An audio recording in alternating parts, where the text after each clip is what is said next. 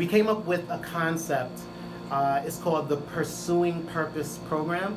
It's an alternative to prison, where there's two ways we can do it. One way is a young person gets convicted of a crime they actually did, and now the judge determines if they should send them to juvenile prison, juvie, or if they send them to our program, which is a 9-week program that we're planning to launch next year. I'm about to get into it. So I started forming what this is and pulled in the team, and galvanized social workers and formerly incarcerated individuals who have turned their own lives around. And everyone was complaining, the ones who came out of prison. I didn't have something like this when I was younger, and to me this provides the energy, right, for this whole movement, this platform to move forward with impact. Because we know that, and I'm telling you, I've been to a lot of the different meetings that the new mayor Eric Adams, has been setting up throughout the city, and there's tears in the politicians' eyes, man. They know they're only in power for a certain period of time, and they feel powerless. Because the truth of the matter is, and this brings me back to my original point, we as citizens, we as community leaders, and also people who just live in the community, we have to take it upon our backs now. Like, we have to recreate the village, right? The village that everyone has been speaking about in the past. It takes a village to raise the child. We need to get back to that. And we have this other philosophy under the Pursuing Purpose program, and this is really prevalent in a lot of hip hop.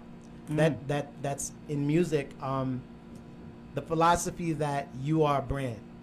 The top rappers started bragging about, I'm not a businessman, I'm a businessman, Like, and what Jay-Z was basically saying is that I'm a brand, me, myself, I am Nike, and our philosophy is, if we can get the young people to see themselves as a brand, then you'll start making decisions to support your brand, to cultivate your brand, to protect your brand. Think about it, right? If and this has to do with branding, because I do branding. When you are a brand and you're stating a certain thing out into the world, right? The world believes you when you say it. That's you controlling the narrative of your brand. But when you start transgressing against your brand, and what I mean is, we are the on-time service dry cleaners, right? They don't show up ever on time to your house. You never get your suit for the job interview. You're done. You never get a job because of them, right? They start transgressing against their brand, and now you give the world access to what should be the narrative that you should be controlling. Now, guess who controls it? All the disgruntled people and customers out there. So now you have to spend, let's call it, waste thousands of dollars to repair the name of your brand. You gotta rebrand right now, right? So if you think about your life, I'm talking to the young people right now out there, if you think about your life as you are a brand, well, what decisions are you going to make? Are you going to start scamming? Yeah, you know what happens when you go scamming? You end up in federal prison. And we all know what happens in federal prison, people, right? So it's about protecting yourself, protecting your future, finding your purpose. Because think about it. If you know your purpose in life, you'll start being laser focused. You're not going to be scatterbrained, wilding out, and YOLO, right? You only live once. That term right there, YOLO, you only live once. Think about how many young people feel that way. They go out there, they do something super crazy, now they're in prison for the rest of their lives. Right. Or at least 20 years. 20 years is a huge chunk. So I just want to bring it to this event that I'm doing. It's called CraftPalooza. We're producing this event at the Tillery Hotel, downtown Brooklyn. I don't know any Brooklynites, New Yorkers out there, but it's called CraftPalooza.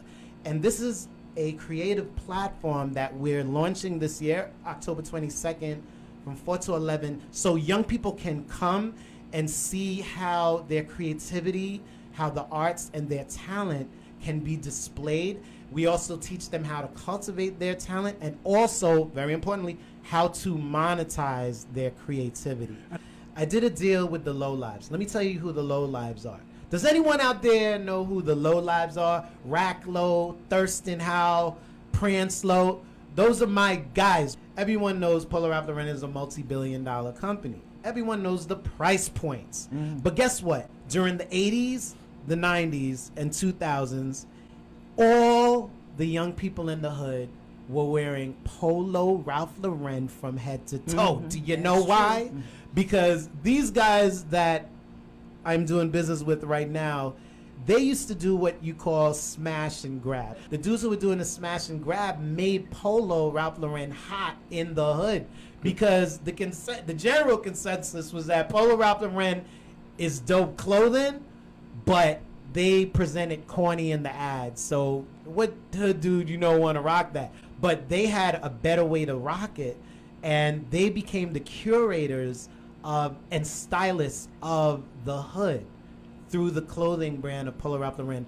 Ralph Lauren reached out to them, actually did a real media campaign, and also launched a collection with the guys that made them hot back in the 80s and 90s. Everybody in my family participates in what I'm doing.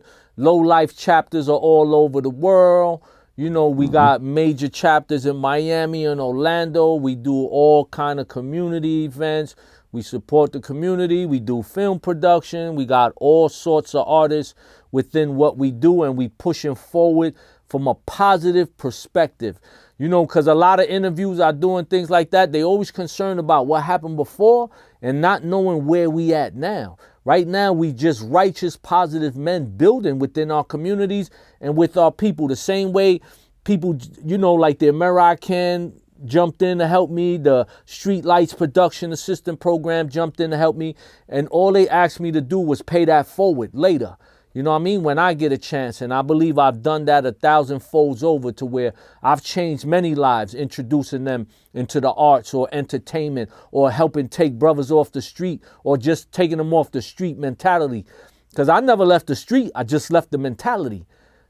So that's how I was able to carry things further and to transform the entire low-life movement into a positive, force and hip-hop organization. It's not no street gang, nothing like that no more. We pushing this forward, to benefit our people, man. So what I'm doing with CraftPalooza, I'm doing an art exhibit. We have over 30 street artists, the top street artists in New York City. If you go to New York City, you go around the different blocks, you'll see huge murals of amazing creative expressions of craft and art.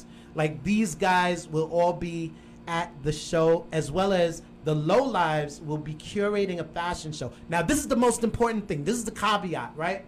We're taking you through the 4 seasons of life. This is a shameless plug for my mother. She wrote a book called, what is it? The Seasons of Our Lives. The Seasons of Our Lives.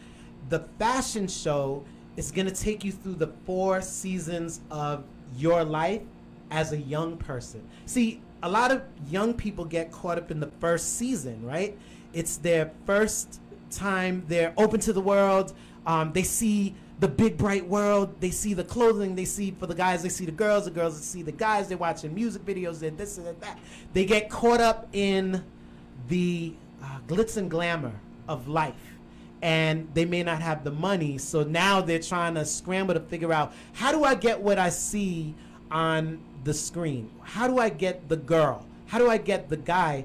And they start doing crazy things like scamming. Who are they scamming? The middle class and the poor. We're the ones getting scammed by our own kids. Right. It's crazy, right? So we want to show the young person. These are the 4 phases. The first phase is Polo Ralph Lauren streetwear, right? You start out in the streets. The next phase, Polo Ralph Lauren collegiate wear. You go to college. You get a higher education, right? The third phase is Polo Ralph Lauren corporate. You get a job. Right? You go in there, you make some money, you learn, and then you get to a point where you become a master. The final phase is the 4th phase, right? That is the entrepreneurial success, right? You've mastered your craft. You're now about to go into retirement. You got your yacht, you got your Benz, this and that. We want to show young people, don't die at phase 1. Right. A lot of our youth are dying at 16. or killing people and going to prison. Going to prison. Don't go to prison in phase 1. Because there's many ways you could lose your life. Right. But guess what? If you find or discover your purpose on this earth, you can save your life. And let's not forget, let's not turn a blind eye to the fact that all of us are spiritual beings. The same way you're supposed to eat, not to feed your belly, but to feed your cells, is the same way you're supposed to feed your spirit. What do you feed your spirit with? The Word of God, right? So we're using craft and arts and creativity to bring the young people, galvanize them to one central location so we can teach them that you're not just a physical person. You have to feed your spirit. Through your spirit, which communicates with God directly through prayer and worship, through your spirit is how you should be making your decisions. You're not supposed to be out there being reactive. Someone yells at you, you react. No, that's not the proper way to live. Someone yells at you, you take it in, you think about it, maybe even go home, take a few days, and then you figure out how to respond in a proper manner where you won't beat no one up, you won't get beat up, and you won't get caught up in the system.